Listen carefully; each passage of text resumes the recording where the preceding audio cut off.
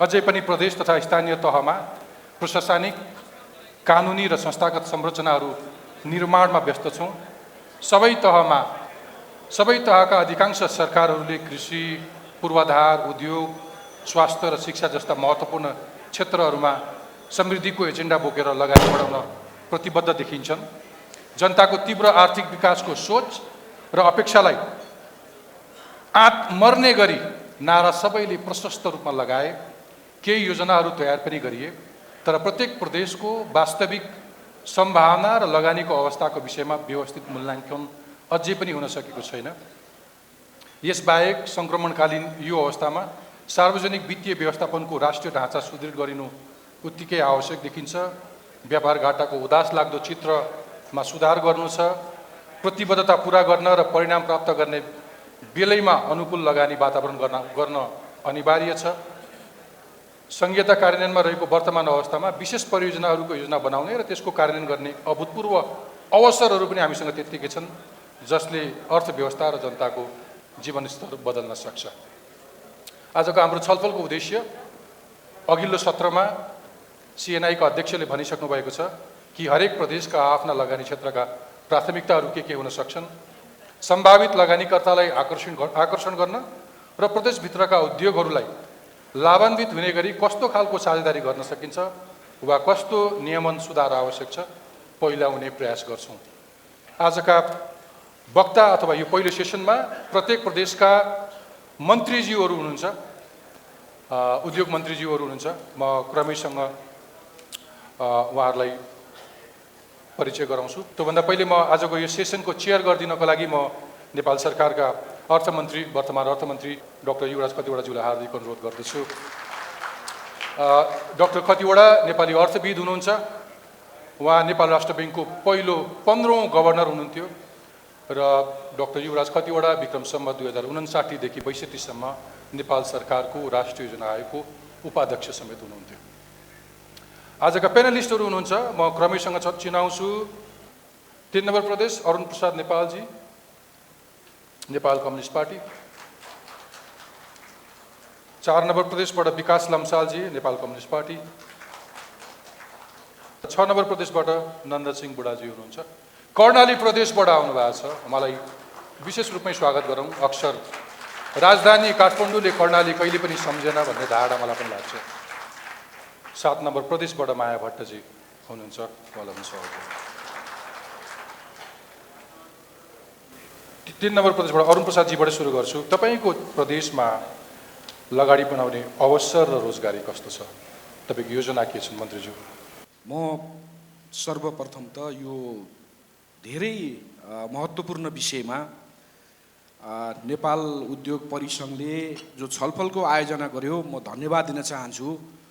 आजको हाम्रो यो प्रमुख एजेन्डा हो हाम्रो देशमा आर्थिक गतिविधिको विस्तार गर्ने,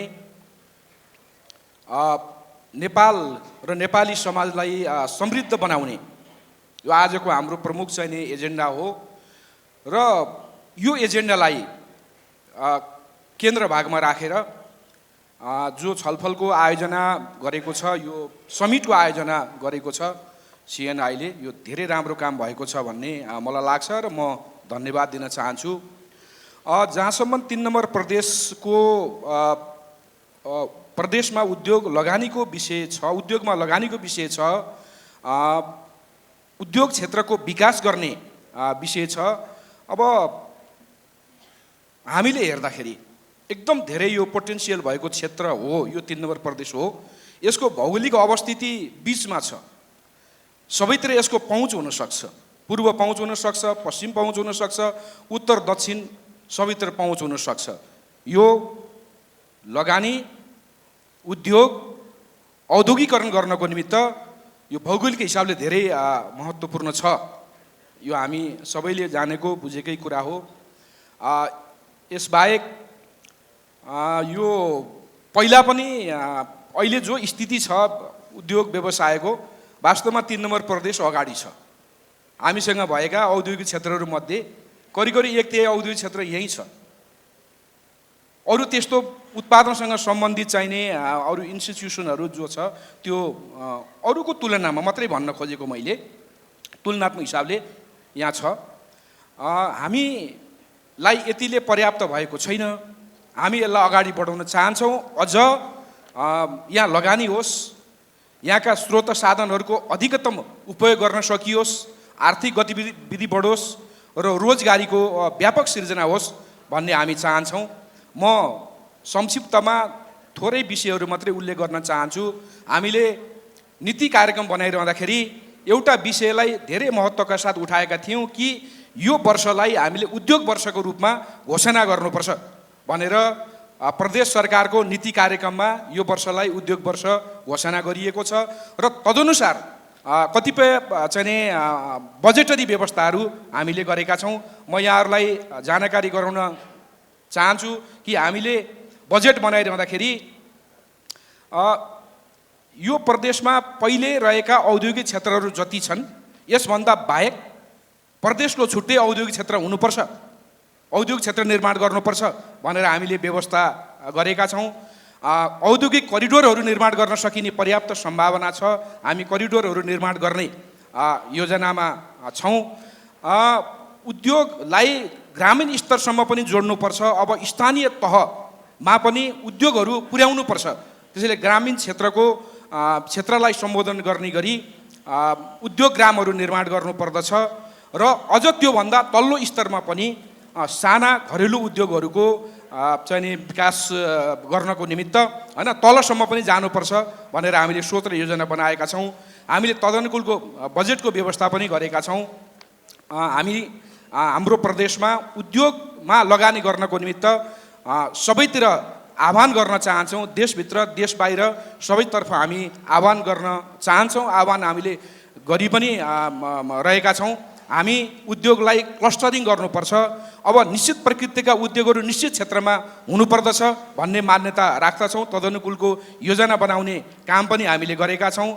खास गरी पर्यटनको सम्भावना भएको, घना बस्ती भएको चाहिँ यो सम्पदाहरू धेरै रहेको ठाउँमा चाहिँ यो उत्पादन यो प्रदूषण धेरै उत्पादन गर्ने त्यस्ता उद्योग कल कारखानाहरूलाई सिफ्टिङ गर्नुपर्छ, अर्को ठाउँमा जान प्रोत्साहित गर्नुपर्छ भन्ने ढङ्गले हामी सोचिरहेका छौँ। हामीले हाम्रो प्रदेशमा यो वर्ष स्थापना गर्न चाहने उद्योगीहरूलाई करमा प्रदेशको तर्फबाट करमा छुट दिने, उद्योगको निमित्त लिएको जो ऋण छ बैङ्क ऋण छ त्यो बैङ्कको ऋणको केही प्रतिशत बेहोरी दिने लगायतका विषयहरू हामीले बजेटमा संलग्न गरेका छौँ।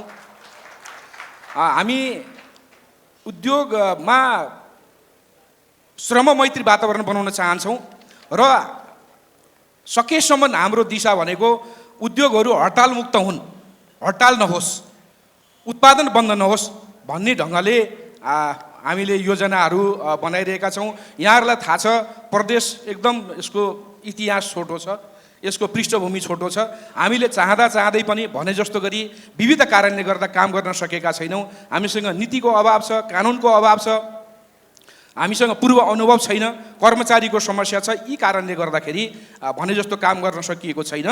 3 नम्बर प्रदेश उद्योगको हिसाबले, जलस्रोतको हिसाबले, पर्यटनको हिसाबले, जडीबुटीको हिसाबले, कृषिको हिसाबले, धेरै हिसाबले, अरू सेवामूलक उद्योगको हिसाबले, खानीजन्य कुराको हिसाबले 3 नम्बर प्रदेश अत्यन्त धेरै सम्भावना भएको त्यस्तो ठाउँ हो। म फेरि पनि आग्रह गर्न चाहन्छु, आह्वान गर्न चाहन्छु, आदरणीय उद्योगी व्यवसायी साथीहरू, कृपया तपाईँहरूले यहाँ लगानी गर्नुहोस्। तपाईँहरूको लगानीलाई सुरक्षा गर्ने जिम्मा हाम्रो। तपाईँहरूको लगानीबाट अधिकभन्दा अधिक प्रतिफल प्राप्त गर्ने वातावरण बनाउने जिम्मा हाम्रो सरकारको तर्फबाट म आह्वान गर्न चाहन्छु र मेरो भनाइ टुङ्ग्याउन पनि चाहन्छु। धन्यवाद। 3 नम्बर प्रदेश रिप्रेजेन्ट गर्नुहुन्छ। सबैभन्दा आधारहरू पूर्वाधारहरू भएको अथवा सबैभन्दा बढी सम्भावना भएको र सबैभन्दा सम्पन्न प्रदेशको रूपमा पनि बुझिन्छ अक्सर। प्रदेश 3 को प्रमुख आधारहरू भनेको चाहिँ उहाँले अघि भनिसक्नुभयो। सबैभन्दा बढी उद्योगहरू भएको प्रदेश पर्छ यो। प्रदेश 3 मा पशुपालनको योगदान पनि सबैभन्दा बढी झन्डै 26% रहेछ। देशको करिब 2/3 उद्योगहरू यो प्रदेशमा छन्। नेपालको सबैभन्दा बढी आर्थिक सम्भावना रहेको प्रदेश भनेर चिनिन्छ यसलाई। त्यो भनेको जलविद्युत, कृषि, उद्योग, इभन धार्मिक पर्यटन। पशुपतिनाथ यहीँ छ, चाङ्गुनारायण यहीँ छ। अक्सर विदेशीहरू आएर घुम्न जाने दरबार स्क्वायर, भक्तपुर दरबार स्क्वायर, स्वयम्भूनाथ, पाटन दरबार स्क्वायर, हनुमान दरबार स्क्वायर क्षेत्र, यो सबैहरू यसैमा पर्छ। त्यो सँगसँगै अघि मैले भने कि सबैभन्दा बढी औद्योगिक क्षेत्रहरू यही प्रदेशमा छन्। बालाजुमा 108वटा उद्योगहरू सञ्चालनमा छन्, पाटनमा त्यसरी नै, हेटौँडा, भक्तपुर, र यो एउटा यस्तो प्रदेश जसको तराईदेखि हिमालसम्म जोडिएको छ। र अर्को एउटा च्यालेन्ज कुनै 3 नम्बर प्रदेशका कुनै मन्त्रीले बोल्दै गर्दाखेरि मैले सुनेको थिएँ कि यो चाहिँ गिट्टी बालुवामा पनि बडो अरूसँग निर्भर गर्नु पर्दैन भन्ने सुनेको थिएँ। तर सम्भवतः पहिले तपाईँ आफ्नो प्रदेश जब बचाउनुहुन्छ अनि अरू सम्भावनाको कुराहरू खोजी गरिन्छ होला। मन्त्रीज्यू त्यो चुरे संरक्षणको कुरा धेरैले उठाएको सुन्छु। अघिल्लो पटक मुलुकका प्रथम राष्ट्रपतिले यसलाई घनीभूत रूपमा उठाउन खोज्नु भएको थियो। चुरे संरक्षणमा अथवा तपाईँको प्रदेशमा पर्ने पर्यावरणीय संरक्षणमा तपाईँको योजना के छ? चुरे संरक्षणको निमित्त सङ्घीय सरकारले पनि एउटा खास योजना बनाएर काम गरिरहेको छ।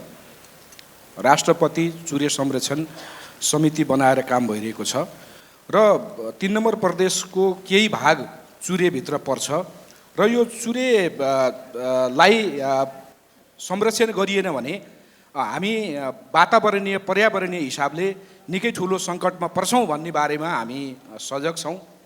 र चुरे क्षेत्र यहाँ जो चर्चा चल्यो, चुरे क्षेत्रमा अलिक पहिला यति धेरै यो ढुङ्गा, गिटी, बालुवा, माटो निकाल्ने काम भएको थियो, त्यो अहिले रोकिएको छ। यो प्रदेश बन्नुभन्दा अगाडिदेखि नै रोक्न सुरु गरिएको हो र अहिले यो रोकिएको छ। र चुरेको संवेदनशीलतालाई ध्यानमा राखेर त्यस्ता क्षेत्रहरूमा यस्ता खालका उद्योग कल कारखानाहरू स्थापना गर्ने मतलब एउटा चाहिँ गर्न नदिने हैन विषयमा हामी सजग छौँ। अब एउटा विषय चाहिँ हामीले हेर्नुपर्ने छ। हामी विकासको कुरा गरिरहेका छौँ, हामी निर्माणको कुरा गरिरहेका छौँ। विकास र निर्माणको निमित्त निर्माणका सामग्रीहरूको जरुरत पर्छ। त्यो निर्माणको सामग्री हामीले कहाँबाट आपूर्ति गर्ने हो? हाम्रा खोला नालाहरू बढ्नेवाला त छैन। हामीसँग जति सङ्ख्यामा खोला नाला छन् हामीले त्यहाँबाट अहिले खास गरी आपूर्ति गरिरहेका छौँ धेरै ठाउँमा। त्यसको वृद्धि हुने स्थिति छैन, त्यसलाई संरक्षण पनि गर्नुपर्ने छ। त्यसो भएको हुनाले हामीले सामानको आपूर्ति पनि गर्नुपर्छ।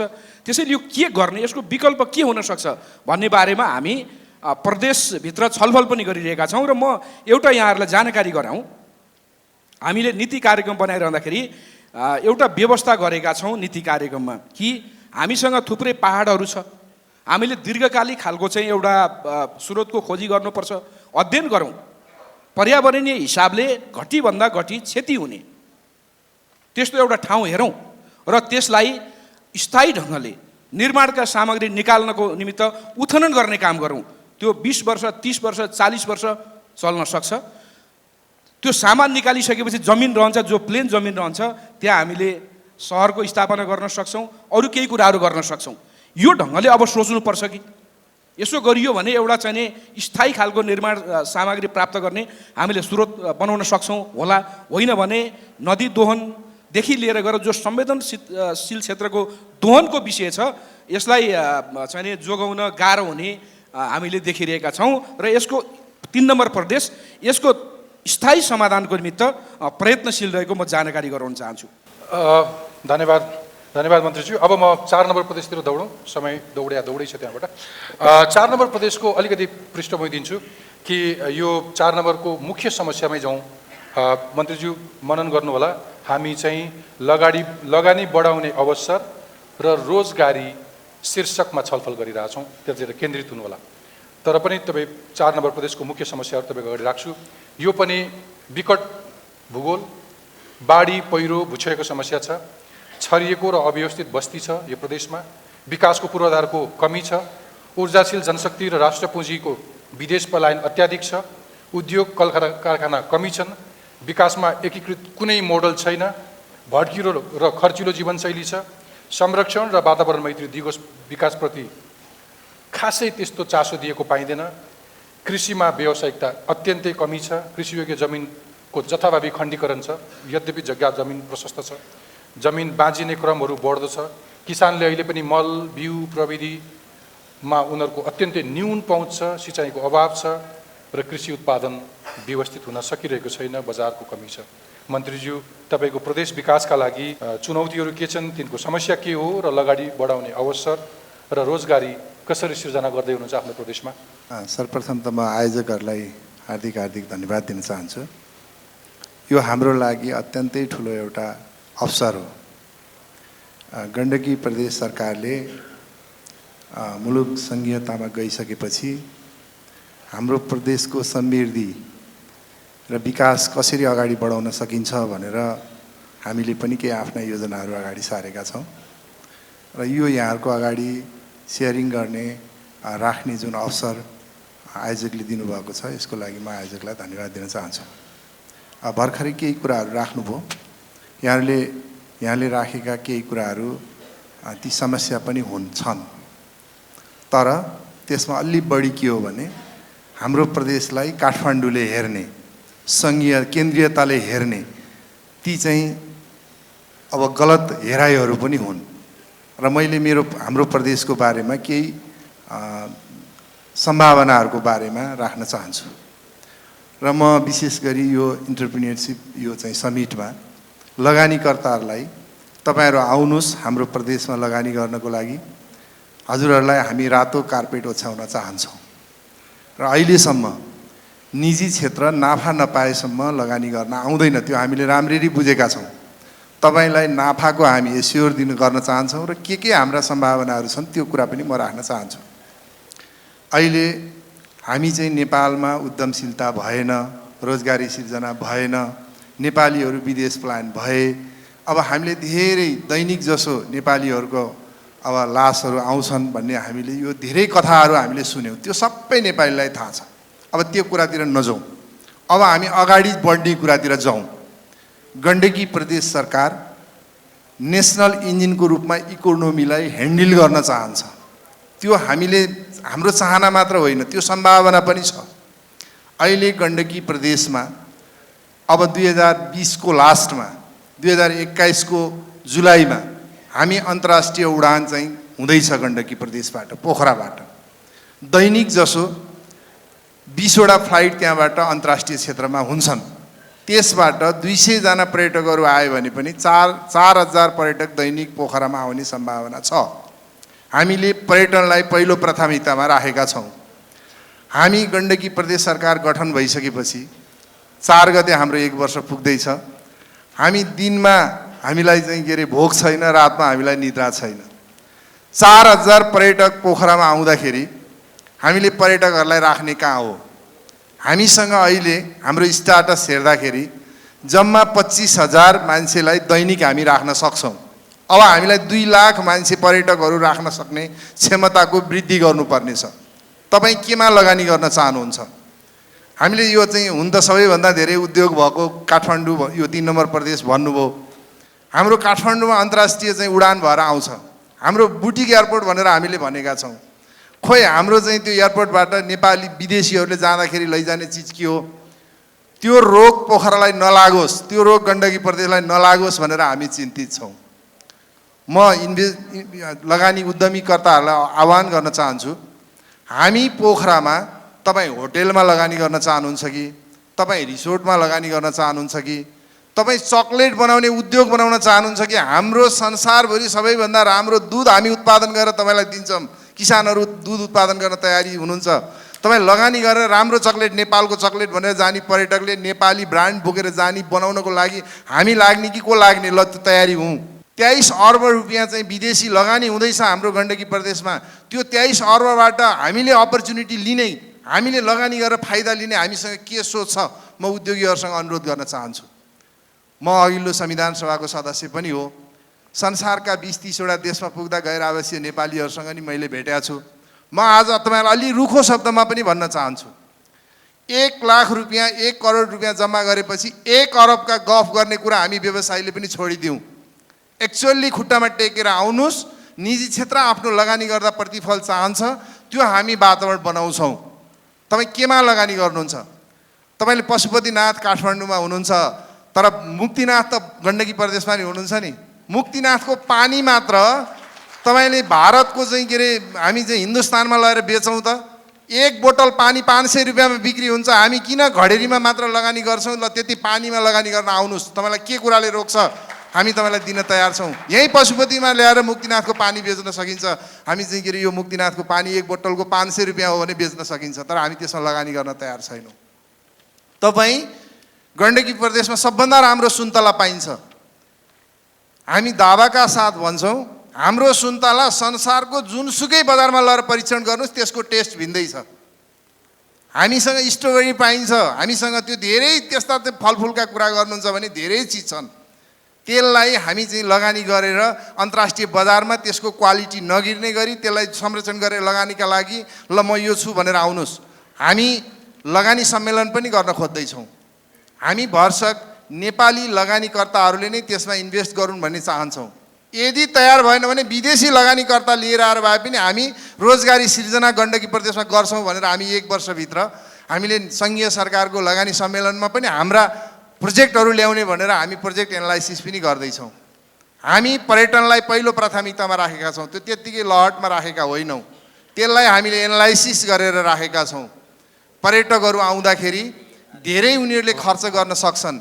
त्यहाँ पर्यटनको लागि हामीसँग प्रकृति र संस्कृतिको त खानी नै छ गण्डकी प्रदेशमा।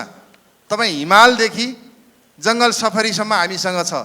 हन्टिङ गर्ने सबैभन्दा एक्सपेन्सिभ महँगो चाहिँ पर्यटन पनि हामी चाहिँ के अरे ढोरपाटनमा गराउन सक्ने हामीसँग सम्भावना छ। हामीसँग भएका 11 जिल्लामा र हामीसँग भएका 85 वटा स्थानीय तहमा हामी चाहिँ हिमालमा 25 वटा उद्योगहरू सम्मको एउटा ग्राम बनाउने।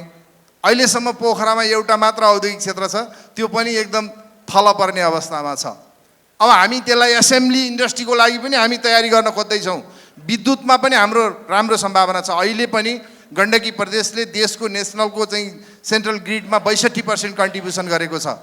अब त्यसलाई हामी अहिले 3000 चाहिँ मेगावाटसम्मको विद्युत उत्पादन गर्ने सम्भावना हामीलाई सङ्घीय सरकारले, मान्य अर्थमन्त्रीजी यहीँ हुनुहुन्छ, हामीलाई एउटा ट्रान्समिसन लाइन मात्र बनाउनुहोस्, हामी 1 वर्षभित्र 3000 मेगावाट विद्युत उत्पादन गरेर देखाइदिन्छौँ। त्यो हावामा भने होइन, त्यो प्रोजेक्ट तपाईँहरू लगानी गर्न आउनुहोस्। त्यसमा चिनियाहरू एकदम धेरै आकर्षण भएर आइरहेका छन्, तर हामी नेपालीले नै त्यो कुरो लगानी गराउन हामी खोजिरहेका छौँ। कृषिमा त तपाईँले दैनिक जसो 7000 रुपियाँको चाहिँ वार्षिक हामीले सामानको उपयोग गर्छौँ। हामी विदेशीसँग लगानीको लागि आह्वान गर्छौँ। हामी चाहिँ के अरे उनीहरूसँग के अरे पैसा चाहिँ हामी ऋण लिन चाहँदैनौँ। मात्र 1000 रुपियाँ मात्र दैनिक उपभोग्य सामानमा घटायो भने 2 अर्ब 50 करोड रुपियाँ त हाम्रो 25 लाख पपुलेसन छ गण्डकी प्रदेशमा। त्यहीँबाट हामीले 2000 घटायो भने 5 अरब रुपियाँ त हामी त्यहीँ कमाउन सक्छौँ भनेर हामी आन्तरिक स्रोतलाई नै हामी बढी खोजी गरिरहेका छौँ। खानीमा पनि हामीसँग त्यत्तिकै सम्भावना छ। आउनुहोस्, छलफल गरौँ। हामीलाई डर एउटा के छ भने हामीले 70 वर्षसम्म लडेर चाहिँ मुलुकलाई सङ्घीयतामा लग्यौँ, तर केन्द्रीकृत मानसिकताले हामीले गर्न खोज्दाखेरि पनि जमिन नदिने, अधिकार नदिने, कानुन समयमा नबनाइदिने, फेरि अल्मलाएर समय बर्बाद गरिदिने हो भन्ने कुरामा हामी बढी चाहिँ के अरे त्यसमा पनि हामी फागुन 21 गतेसम्मलाई हामी कुरेर बसेका छौँ। यदि त्यो भित्र पनि कानुन आउँदैनन्, संविधानमा लेखेको अधिकार तल दिइँदैन भने हामी त्यसमा पनि हामी अब वैधानिक हिसाबले डिबेट गरेर सङ्घीय सरकारसँग पनि औलो ठडाएर कुरा गरेर हामी लगानी मैत्री वातावरण बनाउँछौँ। गण्डकी प्रदेशमा हामी आन्तरिक रोजगारी सिर्जना गर्छौँ। हामी अहिले हामीसँग भएको क्यापासिटीमा पर्यटकहरू आउँदैछन्, तर के गरेर पोखरामा अडाउने? अब होटेल बनाउँदाखेरि सरकारले त होटेलमा लगानी गर्न त सक्दैन। हामी 300 होमस्टे बनाएर त्यहाँको कल्चर र संस्कृति बचाउने र पर्यटकहरूलाई पोखरा आउँदा बित्तिकै होमस्टेमा पुर्याउने भए पनि भनेर 30 करोड रुपियाँ हामी होमस्टेमा लगानी गर्न खोज्दैछौँ।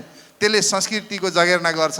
तपाईँ अरू धेरै कुरा, तपाईँ कफीमा लगानी गर्नुहुन्छ कि, तपाईँ चाहिँ अलैँचीमा लगानी गर्नुहुन्छ कि, तपाईँ चियामा लगानी गर्नुहुन्छ कि, तपाईँ चाहिँ आलुमा लगानी गर्नुहुन्छ कि, तपाईँ चाहिँ बेमौसमी तरकारीमा लगानी गर्नुहुन्छ कि, तपाईँ केरा उत्पादन गर्नुहुन्छ कि, तपाईँ स्याउमा लगानी गर्नुहुन्छ कि, तपाईँ वाइन बनाउने चाहिँ के अरे फ्याक्ट्री खोल्नुहुन्छ कि, तपाईँ के गर्नुहुन्छ? आउनुहोस्, हामी तपाईँलाई 100 वटा प्रोजेक्ट, तपाईँ यस्तो लगानी सम्मेलन हामी पोखरामा बोलाएर हामी त्यसमा विशेष प्रायोरिटी नेपाली इन्टरप्राइजरहरूलाई दिन चाहन्छौँ, उद्यमीहरूलाई दिन चाहन्छौँ र भएन भने विदेशी लगानीकर्तालाई पनि हामी आकर्षण गर्न चाहन्छौँ। हामीलाई विश्वास छ गण्डकी प्रदेश भूगोलले पनि त्यो तपाईँले चाहिँ एकदमै कमजोर छ भन्नुभयो। त्यो त संसारको स्वर्ग हो, स्वर्ग। तपाईँले स्वर्गीय अनुभूति गर्ने हो भने पोखरा आउनुहोस्, म तपाईँहरूलाई पोखरा आएर आनन्द लिनुहोस्। तपाईँ हिमाल बिहान कति टल्केको हुन्छ त्यो नेपालमा अन्त कहीँबाट देख्नुहुन्छ? तपाईँ हिमालदेखि उतापट्टि पनि हाम्रा जिल्लाहरू छन्, मुस्ताङ मनाङ चाहिँ हाम्रो चाहिँ के अरे गोर्खाको केही भाग, त्यो ठाउँलाई हामी राउन्डको रूपमा विकास गर्न चाहन्छौँ। आज एउटा पर्यटक हाम्रो चाहिँ के अरे मुस्ताङमा जाँदाखेरि एउटा कोठामा 10 जना पर्यटक सुतेका छन्। पैसा तिर्छु भन्दाखेरि पनि अहिलेसम्म काठमाडौँले त्यो देख्दै देखेन त्यहाँको पर्यटन व्यवसायलाई।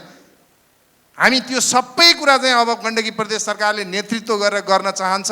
सङ्घीय सरकारले हामीलाई अरू केही दिनु पर्दैन, मात्र तपाईँले काठमाडौँबाट पोखरासम्मको बाटो एडिबीले गर्ने भनेको छ, त्यति बाटो सजिलै 2 घन्टा पोखरा जाने बनाइदिनुहोस्। मात्र तपाईँले भैरवाबाट पोखरा आउने बाटो त्यति त्यो एक्सिस खोलिदिनुहोस्। कोरलाबाट पोखरा, पोखराबाट दुम्कीवास हामी बनाउँदैछौँ। हामी चाहिँ के अरे गजेन्द्र मोक्षधाम त्रिवेणीदेखि मुक्तिनाथसम्म 522 किलोमिटरको प्रत्येक 10-10 किलोमिटरमा भएका डेस्टिनेसनहरूमा निजी क्षेत्र आउनुहोस्। पर्यटन क्षेत्रमा तपाईँले यति वर्षको लागि जग्गा लिजमा दिनुहोस्, हामी त्यहाँ चाहिँ यो पूर्वाधार बनाउँछौँ र हामी रिसोर्ट चलाउँछौँ भनेर आउनुहोस्। तपाईँलाई त्यहाँ चाहिँ हामी दिन चाहन्छौँ। अब त्यो चाहिँ हुँदैन, सकिँदैन, ती अप्ठ्यारो छ भन्ने कुरा हिजोका कुरा हुन्। आज तपाईँहरूलाई सहज रूपमा हामी काम गर्ने वातावरण बनाउँछौँ र गण्डकी प्रदेशले के गर्दैछ, हामी 1 वर्ष यो कानुन बनाउने आन्तरिक काममा बढी व्यस्त भयौँ। अब तपाईँले फागुनबाट बिस्तारै हाम्रो अहिले मान्य अर्थमन्त्रीज्यूले दिएको 24 अरब हो, हामी 100% पैसा खर्च गरेर देखाउँछौँ। तपाईँहरूले कति खर्च गर्नुहुन्छ सेन्ट्रल बजेटले, नसकेको पैसा हामीलाई दिनुहोस्, हामी गण्डकी प्रदेशबाट खर्च गर्छौँ। यति भन्दै मेरो भनाइ अन्त्य गर्न चाहन्छु। धन्यवाद। मन्त्रीज्यूको अभिव्यक्ति मनन गर्नुहोला। धेरै उद्योगी व्यवसायी हुनुहुन्छ, चुनौतीका रूपमा स्वागतको भाषामा तपाईँहरूलाई आह्वान गर्नुभएको छ प्रदेशमा आउने गरी। हरिभक्त सरले वचन दिनुभएको छ कि यो डकुमेन्टेड हुन्छ। म अक्सर संवाद चलाउँदाखेरि के विश्वास राख्छु भने अक्सर दर्शक श्रोताहरूले सोध्छन् तिमीले छलफल गरेर के हुन्छ, म भन्छु यो अभिलेख कुनै न कुनै समयमा आज उहाँले बोलेको कुराप्रति उहाँ जवाबदेही हुनुपर्छ। आशय त्यति मात्रै हो, अक्सर छलफलको आशय त्यति मात्रै हो। त्यसकारण सम्झिनु होला, उहाँले तपाईँलाई आह्वान गर्नुभएको छ। मन्त्रीज्यूलाई अरू कुनै आशय होइन, तपाईँको प्रदेश विकास होस् भन्ने चाहनाले। अर्को एउटा मेरो प्रश्न, उहाँले बडो उत्साहका साथ भन्नुभयो, तपाईँलाई जानकारी गराउँ, उहाँको प्रदेश यति सम्पन्न प्रदेश हो कि त्यहाँ तपाईँको अत्यन्तै धेरै टुरिज्मको पर्सपेक्टिभ भएको तपाईँको अन्नपूर्ण, धौलागिरी, माछापुच्छ्रे, निलगिरी, मनासलु जस्तो हिम श्रृङ्खलाहरू पर्छ र त्यो प्रदेशको सबभन्दा ठुलो स्रोत देशले देखिरहेको पर्यटन सेतो छाला भनिरहन्छ। तर आजभोलि त्यो माथिको डाँडामा पर्यटक एकचोटि आएर फर्किन चाहँदैन।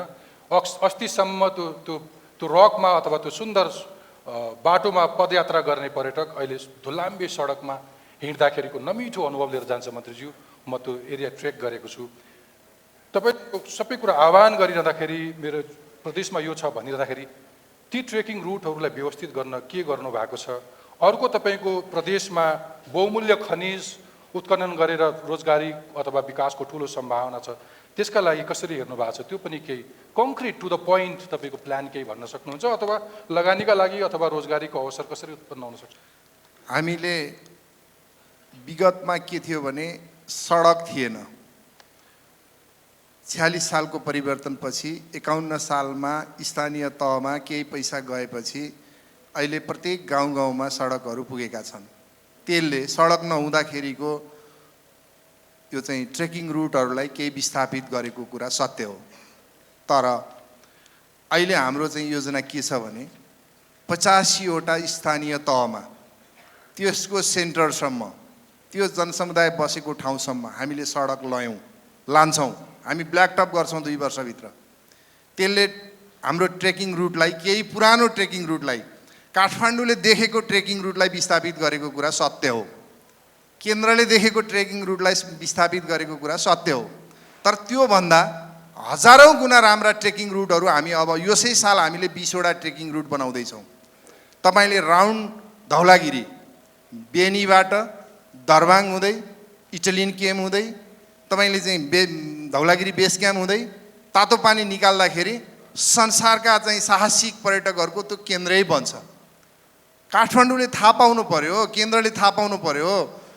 हाम्रो चाहिँ के अरे गुर्जामा, मेग्दीको गुर्जामा 3300 मिटरभन्दा माथि चाहिँ छन्ताल जातिको बस्ती छ, त्यसलाई चाहिँ संरक्षित बस्तीको रूपमा विकास गरेर त्योभन्दा माथि तपाईँले विगतमा देखेका भन्दा हजारौँ चाहिँ के अरे ट्रेकिङ रुटहरू हामी निर्माण गर्न सक्छौँ। ट्रेकिङ रुट निर्माण गर्नलाई धेरै ठुलो लगानी गर्नु पर्दैन, त्यसमा सडक हुनु भएन, बिचमा इन्फर्मेसन बोर्डहरू मात्र राखेर जान दियो भने र केही अप्ठ्यारोमा पुलहरू हालिदियो भने हामीलाई पैसा दिनुहोस् त, हामी अहिले 20वटा गण्डकी प्रदेश सरकारले नयाँ ट्रेकिङ रोडहरू हामी बनाउँदैछौँ। जो हिमाल जान सक्दैनन् तिनीहरू जो चाहिँ तल पहाडतिर रमाउँछन्, देउरालीतिर, घाटतिर, अब चाहिँ भन्ज्याङतिर रमाउनेहरूलाई हामीले स्काई ट्रेकिङ रुट भनेर पनि हामी निर्माण गर्दैछौँ। हामी चाहिँ पञ्चासेदेखि पर्वतको डाँडै हामी सेतीबिनीसम्म पनि चाहिँ ट्रेकिङ रुटहरूको हामी विकास गर्दैछौँ। हामी त्यहीँ चाहिँ के अरे कास्कीमै मौजादेखि ढिकी डाँडासम्मको ट्रेकिङ रुटहरू हामी के अरे निर्माण गर्दैछौँ। जो पोखरा बस्न चाहन्छ, पोखराबाटै बेलुका फर्कन चाहन्छ र दिनभरि ट्रेक गर्न चाहन्छ, त्यस्ता धेरै ट्रेकिङ रुटको बारेमा हामीले गहिरो गरी अध्ययन गरेर चाहेका छौँ। ती सबै कुरालाई हामीले स्थानीय तहलाई सहकार्य गराउने। ल तिमी कहाँ चाहिँ हिजो चुनावको बेलामा एउटा गाविस अध्यक्षले, गाउँपालिकाको अध्यक्षले, एउटा वडा अध्यक्षले एउटा मन्दिर बनाउँदाखेरि नि पर्यटक ल्याउँछु, पर्यटन व्यवसाय गर्छु भनेर बनाएका ती सपनाहरूलाई हामी एनालाइसिस गरेर, प्रोजेक्ट एनालाइसिस गरेर त्यहाँ के सम्भावना छ, त्यहाँ जाँदा नयाँ चिज के देखिन्छ, त्यहाँबाट कति हिमाल देखिन्छ, त्यहाँ कति सम्भावना छ, त्यो सेक्युरिटीको हिसाबले कस्तो छ, त्यो ठाउँमा चाहिँ हामीले हेलिप्याडहरू बनाइदिनु पर्ने हो कि मसिनो गरी हामीले पर्यटनलाई तपाईँले 2022मा हामीले 2019लाई आन्तरिक पर्यटन वर्ष भनेका छौँ, त्यही 2022मा देशभरिका नेपालीहरूलाई हामीले पहिला पोखरा ल्याउँछौँ। 2020मा हामीले भारतीय पर्यटकहरू र चाइनिज पर्यटकहरूलाई नेपाल ल्याउन चाहन्छौँ। गए लास्ट इयर 20 करोड चाइनिजहरू विश्व भ्रमणमा निक्ले, 5 करोड इन्डियनहरू विश्व भ्रमणमा निक्ले। हामी कहाँ कति आयो भन्नुहोस् त? हामी कहाँ अहिलेसम्म पर्यटकहरू 8 लाख आयो भनेर हामी चाहिँ रमाइरहेका छौँ। गण्डकी प्रदेश सरकारले 2022मा 20 लाख पर्यटक ल्याउने योजना छ। त्यसको लागि हामीले ती सबै कुराको अध्ययन नगरिकन के यो सम्भावना छ? ठिक छ, हामी यो सबै कामहरूको लागि मसिनो गरी गरेका छौँ। यो छोटो 7 मिनटको समयमा मेरा सबै सपनाहरू, हाम्रो सरकारका सपनाहरू भन्ने समय छैन। तपाईँहरूले हामीलाई सहयोग गर्नुहोस्, व्यवसाय साथीहरू आउनुहोस्, तपाईँहरूले लगानी गरेको धेरै प्रतिफल हाम्रो प्रदेशबाट लिन सक्नुहुन्छ। म तपाईँलाई आह्वान गर्न चाहन्छु। धन्यवाद। बिल्कुल धन्यवाद मन्त्रीज्यू। उहाँको एउटा शर्त छ, त्यो चाहिँ केन्द्रीकृत मानसिकताले चाहिँ हामीलाई गाँच्नु हुँदैन। तपाईँका केन्द्रका मन्त्री तपाईँको देब्रेपट्टि हुनुहुन्छ, उहाँसँग हामी एकछिनपछि आउँछौँ। अब हामी कर्णालीतिर जाउँ। कर्णाली प्रदेश चाहिँ सबभन्दा पछि परेको, भौतिक विकासका दृष्टिकोणले अत्यन्तै पछि परेको, देश राजधानीले जहिले पनि हेला गरेको प्रदेश भनेर भनिन्छ। तर त्यो कर्णालीको आधारभूत पूर्वाधारको समुचित विकास मात्रै हुन नसकेको कारणले मात्रै त्यो प्रदेश पछि परेको। तर त्यो प्रदेशले सिङ्गो देश पाल्न सक्छ भनेर भनिन्छ। यहाँ देशको सबभन्दा ठुलो गहिरो रारातालदेखि मानसरोवर कैलाशको मूल मार्ग, विभिन्न आकर्षक तालहरू, दह, हिमाल, झरना, गुफा, गुम्बा, मठ मन्दिर, त्यहाँको वेशभूषा, त्यहाँको चाडपर्व, त्यहाँको स्थानीय लोकल घरेलु प्रविधि, यो सम्पदाको कारणले कर्णाली अति धेरै प्रख्यात पनि छ र बाहिर पर्यटनको आकर्षणको ठुलो थलो बन्न सक्छ। र अझ त्योभन्दा पनि ठुलो, कर्णाली जडीबुटीको राजधानी हुनसक्छ मुलुकको भनेर हामीले पटक पटक भन्ने गरेका छौँ। त्योभन्दा पनि इन्ट्रेस्टिङ, यो प्रदेशमा कस्तुरी, मृग, रेड पाण्डा, डाँफेको वासस्थान हो। यो सुन्दर कर्णाली किन पछि पर्यो मन्त्रीज्यू, र यसको यो क्षेत्रमा लगानीका सम्भावनाहरू के छन्? के गर्यो भने यहाँबाट असङ्ख्य नेपालीहरू कालापहाड, भारतमा रोजगारीका लागि जान्छन्, तिनलाई त्यहीँ कसरी ट्याप गर्न सकिन्छ? म कर्णाली प्रदेशका अर्थमन्त्री नन्दसिंह बुढाजीलाई आग्रह गर्छु। कर्णाली प्रदेशको तर्फबाट र कर्णालीको कुरा यो फोरममा हामीले बोल्न पाउने र तपाईँको उजागर गर्न पाउँदाखेरि एकदमै यो अवसरको रूपमा लिएको छु र त्यस कारणले पनि यो आयोजकलाई म धन्यवाद दिन चाहन्छु। र यहाँले सबै कुरा सुनिराख्ने भएको छ। हामी तर गौरव छौँ, किनभने हामीसँग जुन भएको चिजहरू छ, प्राकृतिक स्रोत साधनदेखि सम्पन्न छ, त्यो चिज हामीले बचाइराखेका छौँ। र हामीले हिजो सङ्घीय सरकारले कर्णाली प्रदेश भनेको कुन ठाउँ हो भन्ने चिन्न सकेका थिएन। तर आज कर्णाली प्रदेशका धेरै योद्धा, तपाईँको शहीदहरूको बलिदानबाट आज सङ्घीय व्यवस्था लागू भएको छ र आज प्रदेश सरकार निर्माण भएको छ र त्यो कर्णाली प्रदेश बनाउने जिम्मा कर्णाली प्रदेश सरकारको हो। र अवश्य पनि हामी कर्णाली प्रदेश आज हामी गौरव छौँ। हामीसँग यति धेरै चिज छ। हामीसँग माथि हिमालदेखि लिएर तल सुर्खेतसम्म जाने हो भने के चिज तब त्यहाँ तपाईँको उद्योग धन्दा र कल कारखाना हुन सक्दैन। आज हिमाली भेगमा पाइने याचा गुम्बा मात्रै हामीले तपाईँको त्यो प्रदेशले व्यवस्थापन गरेर यदि विश्व बजारमा तपाईँको लिन सक्यो भने कर्णाली प्रदेशलाई अरू तपाईँको केही पनि चाहिँदैन। आज कर्णाली प्रदेश अघि नै भनिसक्नु भएको छ, हामीसँग प्राकृतिक हिसाबले त्यति धेरै महत्त्वपूर्ण चिजहरू छन्। तर आज सबै चिज हुँदै पनि कर्णाली प्रदेश आज पछि पारिएको कारणले गर्दा आज दक्ष तपाईँको कालीगढको आवश्यकता भएको कारणले गर्दा आज कर्णाली प्रदेशका जनताहरू पछि परेका छन्। र हामी दुःख हिजो कर्णालीवासी हिजो पनि दुःख गरेर आइरहेका छन्, अझ पनि सङ्घर्ष गर्छन् हाम्रो प्रदेश निर्माणको लागि। आज हामीले कर्णाली प्रदेश सरकारले 5 वर्षमा हामी 2100 अमेरिकी डलर तपाईँको प्रति व्यक्ति आय बनाउने हामीले लक्ष्य राखेका छौँ। किन सम्भावना छ 41,000 मेगावाट विद्युत मध्ये कर्णाली प्रदेशमा त्यस्तो रहेछ 18,000 मेगावाट विद्युत कर्णाली प्रदेशमा गर्न सकिन्छ। त्यसमा हामीले 5,000 मेगावाट मात्रै विद्युत यदि उत्पादन गर्यो त्यसलाई तपाईँको वितरण गर्न सक्यो भने कर्णाली प्रदेशले अवश्य पनि तपाईँ त्यो लक्ष्य प्राप्त गर्न सक्नेछ। जडीबुटीको कुरा, प्राकृतिक स्रोत साधनको कुरा अघि नै भनिहाल्नु, हामीले त्यहाँ भएका तपाईँको त्यति तपाईँको चिजहरू छन्, जनावरहरू छन्, तीलाई तपाईँको मात्रै एउटा बनाएर पर्यटकीय हिसाबले हामीले बाहिर ल्याउन सक्यौँ भने त्यो एकदमै सम्भावना बढी छ। र हामीसँग त्यति धेरै सम्भावना हुँदाहुँदै पनि तर हिजो राज्यले पछि पारेको छ र हाम्रो कला संस्कृति हामीले जगाइराखेका छौँ। र आज तपाईँहरूलाई म एउटा कर्णाली प्रदेश सरकारको उद्योग मन्त्रीको हिसाबले म भन्न चाहन्छु, तपाईँहरू आज यो जहाँ तपाईँको मान्छेहरूको जनघनत्वमा आएर तपाईँको उद्योग धन्दा सञ्चालन गरेर तपाईँले फाइदा त कमाउनु भयो होला, तर तपाईँहरूको स्वास्थ्य स्थितिको कारण तपाईँ कति दिन तपाईँ हस्पिटलमा गएर तपाईँ औषधि खाइराख्नु भएको छ, कति रोगी बनिराख्नु भएको छ। तपाईँ आउनुहोस् कर्णाली प्रदेश, त्यत्रो जमिन छ, सिर्फ 15 लाख जनसङ्ख्या छ हामीसँग। तपाईँहरू आउनुहोस् न, त्यहाँ तपाईँहरूले स्वच्छ हावापानी चाहिँ तपाईँको स्वच्छ गरेर तपाईँ निरोगी साथ तपाईँ उद्यमी र उद्योग पति भएर तपाईँ बस्नुहोस्। त्यसको लागि कर्णाली प्रदेश तपाईँले रातो कार्पेट लाएर हामी बिछाएर तपाईँलाई स्वागत गर्न हामी चाहन्छौँ। र हामीले कर्णाली प्रदेश सरकारले हाम्रो क्षेत्रमा आकर्षण गर्नुको लागि नै प्रदेश सरकारले 10 वर्षसम्म उद्योग धन्दा र कल कारखानाको लागि कर छुटको लागि हामीले सङ्घीय सरकारलाई सिफारिस गरी पठाइसकेका छौँ। र हाम्रो अर्थमन्त्रीज्यू नै हुनुहुन्छ, हामी केन्द्रीय सङ्घीय सरकारसँग हामी लड्छौँ। त्यो हाम्रो तपाईँको क्षेत्रलाई यदि साँच्चीकै माया गर्ने हो त्यो सङ्घीय सरकारले त्यो व्यवस्था अनिवार्य रूपमा हुनुपर्छ। र तपाईँहरूसँग आउनुहोस्, हाम्रो कर्णाली प्रदेशमा अहिले एकदमै न्यून स्तरका तपाईँको श्रमहरू आज तपाईँको भारतमा तपाईँको गएर काम गरेका छन्। तपाईँहरू आउनुहोस् न, त्यहाँ तपाईँहरूले सस्तो र तपाईँको दक्ष तपाईँको जनशक्ति उत्पादन गरेर तपाईँहरूले उद्योग धन्दा कल कारखानाको लागि हामी तपाईँको व्यवस्था गर्छौँ। र अहिले जुन हाम्रो कर्णाली प्रदेश जडीबुटीको तपाईँको अथाह तपाईँको धनी ठाउँ छ र कर्णाली प्रदेश सरकारले दुईवटा कुरामा हामी तपाईँको लिनेछौँ। एउटा नीतिगत कुराहरूमा कर्णाली प्रदेश सरकारले जुन 10 वर्ष हामी कर छुटको व्यवस्थाको लागि सङ्घीय सरकारमा पठाइसकेका छौँ, त्यस्तै जुन अब कर्णाली प्रदेश उत्पादन हुने जडीबुटीहरूलाई अब हामी कच्चा पदार्थको रूपमा बाहिर तपाईँको निकासी गर्ने बन्द गरेर त्यही प्रदेशमा हामी प्रशोधित गराएर हामी तपाईँको मात्र बाहिर लिने तपाईँको नीति प्रदेश सरकारले लिएको छ।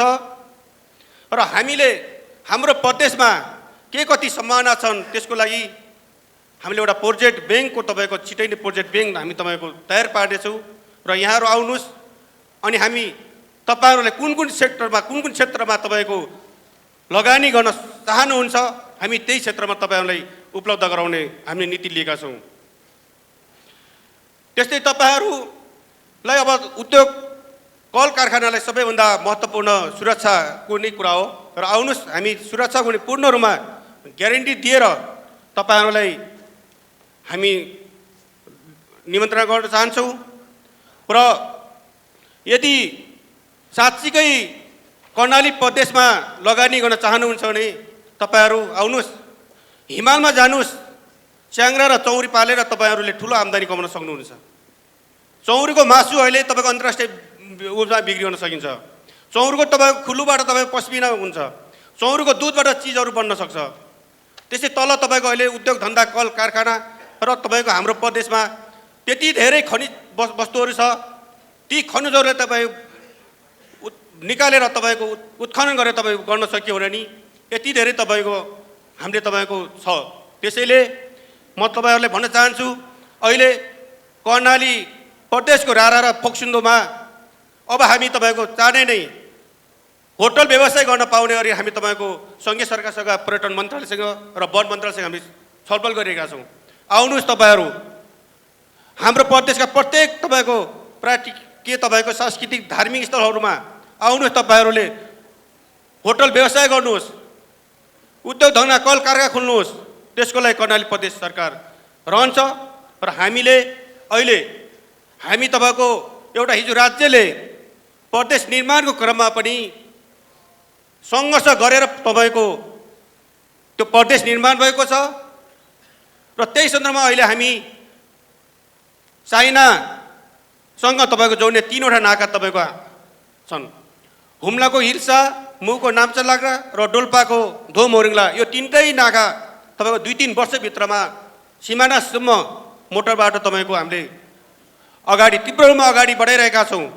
आउनुहोस् तपाईँहरू, पर्यटकीय हिसाबले, उद्योग कल कारखानाको हिसाबले, वन पैदावार र कृषि जन्य उद्योगको हिसाबले, खनिज जन्य उद्योगको हिसाबले तपाईँ आउनुहोस्। कर्णाली प्रदेश तपाईँहरूले अन्य ठाउँमा लगानी गर्नुभयो, अन्य ठाउँमा तपाईँ गर्नुभयो भने तपाईँहरूको नाम हुँदैन। तर पछि परेको ठाउँमा तपाईँहरू आएर गर्नुहोस्। त्यहाँको जनताले फलानु उद्योगपति आएर आज यतिजनाले रोजगारी दियो भने तपाईँले भन्ने एउटा श्रेय लिने ठाउँ पाउनुहुनेछ। त्यसले तपाईँहरू आउनुहोस्। त्यसको लागि कर्णाली प्रदेश सरकार दिनरात तपाईँहरूको स्वागतको लागि पर्खिरहेको छ। धन्यवाद। धन्यवाद मन्त्रीज्यू। उहाँले यति भनिरहँदाखेरि मैले अघि कर्णालीको विशिष्टताका बारेमा भने, तर एउटा मनन गर्नुपर्ने एउटा दुःखद चित्र कर्णालीको तपाईँले थाहा पनि पाउनुपर्छ यो प्रदेशको, कि यो प्रदेशको साक्षरता दर जम्मा 65% छ। यो देशको कुल साक्षरता दरभन्दा 23.6%ले कम हुन आउँछ। यो प्रदेशको औसत आयु करिब 60 वर्ष मात्र छ। देशको औसत आयुभन्दा 11 वर्ष कम हुन आउँछ। यहाँका नागरिकको प्रति व्यक्ति वार्षिक आय करिब 80,000 रुपियाँ देखिन्छ। देशको औसत प्रति व्यक्ति आयभन्दा 70,000 रुपियाँले कमी हुन आउँछ। कुपोषण, बाल मृत्युदर, मातृ मृत्युदर यस प्रदेशको सबभन्दा ठुलो समस्या हो। यहाँको केही महत्त्वपूर्ण सूचकहरू हेर्दाखेरि यो प्रदेशको आर्थिक, सामाजिक, राजनीतिक हिसाबले सबभन्दा कमजोर भएको फिल हुन्छ। र भौगोलिक क्षेत्रफलको हिसाबले यो प्रदेश अरूभन्दा ठुलो छ, अत्याधिक ठुलो छ। तर आम्दानीको हिसाबले सबैभन्दा कम, 7 नम्बर प्रदेशभन्दा अलिकति माथि, नभए त्योभन्दा कम। सम्भावनाका हिसाबले मन्त्रीज्यूले भनिहाल्नुभयो। योभन्दा अघिल्लो पटक मैले त्यहाँका एकजना राजनीतिक कर्मीलाई भेटेको थिएँ। उहाँले भन्नुहुन्थ्यो कि हामी अलि अगाडिको कुरा, म 54 सालमा जाँदाखेरि हामी कर्णालीमा गाई लखेट्नु पर्यो भने भुइँमा यसरी हात लाँदाखेरि त्यहाँ स्याउ भेटिन्छ नि, स्याउले लगाएर नै हो गाईबस्तु। स्याउले बजार नपाइरहेको बेलामा भन्नुहुन्थ्यो। विकट यति छ कि माथिबाट कुनै गाग्रो हातबाट चिप्ल्यो भने त्यो फेरि प्राप्त गर्ने सम्भावना छैन, त्यो गुड्केर तल पुग्छ। पहाडी विकटता त्यस्तो छ। मैले माया भट्टजीलाई विनम्रताका साथ आदरपूर्ण तरिकाले आजको उपस्थितिका लागि सम्मान गर्दै 7 नम्बर प्रदेशको सम्भावना के छ, लगानीको सम्भावना र रोजगारीका अवसरहरू के हुन सक्छन्, यो भव्य सभ्य समारोहमा उपस्थित देशका अघि हरिभक्तजीको भाषामा भन्दाखेरि उद्योग गरेर टिकिरहेका र देशलाई समृद्धिको बाटोमा अगाडि बनाउन प्रतिबद्ध उद्योगी व्यवसायीहरूलाई तपाईँको आह्वान के छ? म सर्वप्रथम त यो कार्यक्रमको आयोजना गरेर हाम्रा व्यथाहरू सुन्ने र आगामी योजना तर्जुमा कसरी गर्न सकिन्छ भन्ने विषयमा यो छलफल गर्नुभएकोमा हार्दिक धन्यवाद दिन चाहन्छु सुदूरपश्चिमको तर्फबाट। म धेरै आत्तिएको पनि छु। हामीले बाचा गरेको कामहरू हामी अगाडि बढाउन सक्छौँ कि सक्दैनौँ भन्ने विषयले म आत्तिएको छु। र नेपालको इन्डिकेटर त्यो सूचकमा रहेको सुदूरपश्चिमको बाजुरा जिल्ला अहिले पनि सबैभन्दा पछाडि छ। एक सरो लुगा लाउन नसक्ने अवस्थामा छ, गरिबीको रेखामुनि छ। र यो गरिबीको रेखा अन्त्य गर्नका लागि औद्योगिक विकास हुन जरुरी छ भन्ने विषय हामीले सम्झेका त छौँ, तर धेरै सम्भावना हुँदाहुँदै पनि औद्योगिक विकास नभएको क्षेत्र सुदूरपश्चिम साना उद्योगहरू, घरेलु साना उद्योगहरू, मझौला उद्योगहरू हाम्रो प्रदेशमा केही छन्, केही नभएको त होइन, तर त्यसले गरिबीलाई समाप्त पार्न सक्दैन। र औद्योगिक विकास त्यहाँ भएका सम्भावनाहरू जे छन् त्यसको औद्योगिक विकास गर्न सकेनौँ भने हामी फेरि पनि यही पछौटेपनमा रहिरहन्छौँ। र समाज कुरीति र कुसंस्कारबाट हट्नका लागि, आर्थिक समृद्धिसँग पुग्नका लागि औद्योगिक विकास आवश्यक छ भन्ने सबैको ठम्याइ हुँदाहुँदै पनि अहिले पनि धेरै कठिनाइ गाह्रो छ। र अब यो मुलुक सङ्घीयतामा गइसकेपछि, 3 तहको सरकार भइसकेपछि नजिक हामीले सबै कुरालाई पहिचान गर्न सक्ने र पहिचान भएका चिजहरूलाई हामीले हाम्रो कार्ययोजनाभित्र पारेर औद्योगिक विकास, पर्यटनको विकास, सामाजिक चेतनाको विकास हामी गर्न सक्छौँ। सबै तहले त्यसै विषयलाई समात्नुपर्छ र सबै तह एक ठाउँमा उठेर सहकार्य, समन्वय, सहअस्तित्वको विषयलाई जोडेर अङ्गीकार गरेर संविधानलाई मर्म भावना बुझेर, संविधानको मर्म भावनालाई बुझेर लगानी मैत्री वातावरण बनाउनका लागि हामी सबै अग्रसर हुनुपर्छ। र हाम्रा योजना के छन् र हामी के गर्न सक्छौँ भन्ने खालको कुरा यो गोष्ठीले तयार गर्ला भन्ने मलाई लाग्छ। तर हामीसँग भएका सम्भावनाहरू उहाँभन्दा अगाडि बोल्ने मन्त्रीज्यूहरूको पनि यही नेपाल त हो, सबै ठाउँमा सम्भावना छ। त्योभन्दा पनि बढी सम्भावना 4 धाम मध्येको एउटा धाम रहेको के अरे पशुपतिनाथ, मुक्तिनाथ, जनकपुरमा पर्ने एउटा धाम मध्ये हाम्रो सुदूरपश्चिममा वैद्यनाथ धाम छ। त्यो जीर्ण अवस्थामा रहेको मन्दिरलाई सामान्य सहयोग गर्न सक्ने पनि अवस्था नरहेको, आर्थिक स्रोत साधन कमी छ हामीसँग। आर्थिक स्रोत नभइकन सरकारले लगानी गर्ने कुराहरू हामी सकिरहेका छैनौँ। तर यो क्षेत्रमा हामीलाई हरेक क्षेत्रको विकासका लागि निजी क्षेत्र आवश्यक हो। जुन देशमा, जुन प्रदेशमा निजी क्षेत्र सशक्त ढङ्गले अगाडि बढ्न सक्दैन, देशको र प्रदेशको विकास असम्भव छ। हामी रोजगारी दिन सकिरहेका छैनौँ। हाम्रो सामान्य खालको रोजगारी पनि दिन नसकेर हामी भारतको बोर्डरमा सुदूरपश्चिम र सबै युवा शक्तिहरू भारतमा सामान्य मूल्यमा काम गरिरहेको छ। र त्यो हाम्रो ठाउँमा भएको चिजहरू, हामीले बहुमूल्य जडीबुटीहरू हाम्रो प्रदेशमा छन्। औषधि उत्पादन गर्न सक्ने बहुमूल्य जडीबुटीहरू सुदूरपश्चिमको बिना मूल्य बाहिर निकासी भइरहेको छ। त्यो निकासीलाई रोक्न सक्ने नियम कानुनले रोक्न सकेको अवस्था छैन। र त्यो त्यही परिशोधन गरेर उद्योग सञ्चालन भएको भए, जनताले त्यसमा राहत पाएको भए त्यसै निकासी हुन्थेन होला। र प्रदेश सरकारले अहिले यो वर्ष 10 करोड लगानी पैसा विनियोजन गरेर, बजेट विनियोजन गरेर, त्यसको अध्ययन अनुसन्धान गरेर निजी क्षेत्रसँग साझेदारी गर्ने गरी हामीले हाम्रो कामलाई, क्रियाकलापलाई अगाडि बढाएका छौँ। यसमा निजी क्षेत्रसँग हामी आह्वान गरिरहेका छौँ।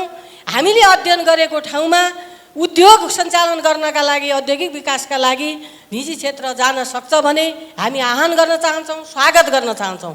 त्यसका लागि वातावरण बनाउनका लागि प्रदेशमा शान्ति सुरक्षाको व्यवस्था गर्ने, औद्योगिक मैत्री कानुन निर्माणका लागि सङ्घीय सरकारले तोकेको मापदण्डमा रहेर हामी प्रदेशको नियम कानुन बनाउनका लागि हामी तयार रहन्छौँ। र नदीजन्य पदार्थ मात्रै होइन, डाँडा पाखाहरूबाट गिट्टी धुवाको त त्यति नेपालमा होइन, विश्वका मुलुकहरूलाई बनाउने गरी हामीसँग धुवा गिट्टीहरू त्यहाँ छन्। र विश्वमा नपाइने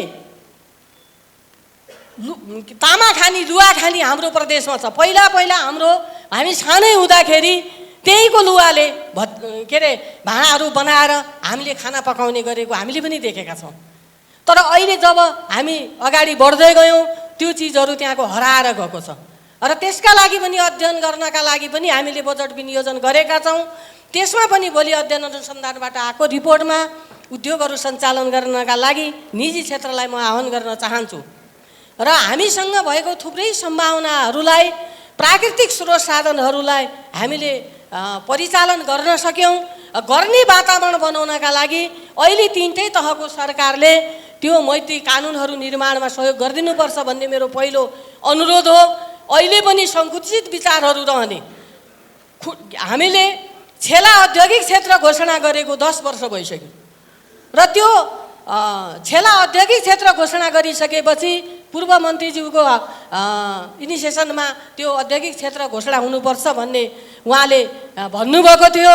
तर कहिले बलले रोक्छ, कहिले सङ्घीय सरकारले नेपाल सरकारले रोकेको थियो, कहिले कसैले रोक्यो भनेर त्यो औद्योगिक क्षेत्र नाममा मात्रै सीमित रहेको छ। यो वातावरण पनि यो अब अन्त्य हुनुपर्छ। तर निजी क्षेत्रलाई लगानी मैत्री वातावरण बनाउनु भन्दा पनि तर्की आँखाले हेर्ने अझै पनि समाजमा सङ्कुचित विचार यथावत रहेको छ। हामीले पहिला मन्त्रीज्यूबाट सुन्न पायौँ राजनीतिक क्रान्तिहरू सम्पन्न भइसकेपछि अब हामी आर्थिक विकास गर्नका लागि यो कसैसँग आग्रह पूर्वाग्रह हुनुभन्दा पनि हामीले औद्योगिक विकास गर्नका लागि के हो त बनाउनु पर्ने, यसको लागि पनि छलफल हुनु पर्यो। यो अहिले पनि हामी पुरानै कुरामा छौँ। आजै हामीले देख्यौँ व्यवस्थापनमा हामी धेरै पछाडि छौँ। अहिले पनि धेरै मित्रहरूलाई थाहा होला, देश विदेशको अनुभव होला, चिया खाँदाखेरि 1 घन्टा ब्रेक हुने नेपालीको बानी छ। म त्यसैभित्र बस्छु। मैले अरूलाई दोष लाउन खोजेको होइन।